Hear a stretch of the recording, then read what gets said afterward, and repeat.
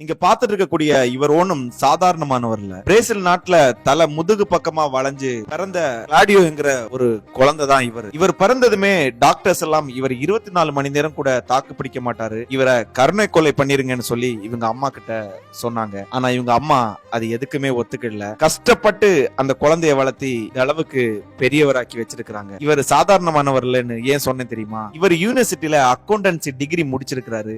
அது மட்டும் இல்லாம இப்போ டாப் பிசினஸ் மேனுக்கெல்லாம் இவர் அக்கௌண்டண்டா இருக்கிறாரு. இன்னும் பாத்தீங்கன்னா இவர் பல நாடுகளுக்கு டிராவல் பண்ணி மோட்டிவேஷன் ஸ்பீச் கொடுக்கிறாரு. அது மட்டும் இல்லாம இவர் புத்தகம் கூட வெளியிட்டு இருக்கிறாரு. இதுக்கு மேல என்னங்க வேணும்? இந்த இடத்துல இவரை நம்ம கண்டிப்பா பாராட்டி ஆகணும். முக்கியமா கருணை கொலை செஞ்சிருங்கன்னு சொன்ன இந்த குழந்தைய உலகம் தெரியற அளவுக்கு கொண்டு வந்த இந்த தாயை வாழ்த்துறதுக்கு வயசு பத்தாது, கண்டிப்பா பாராட்டி தான் ஆகணும்.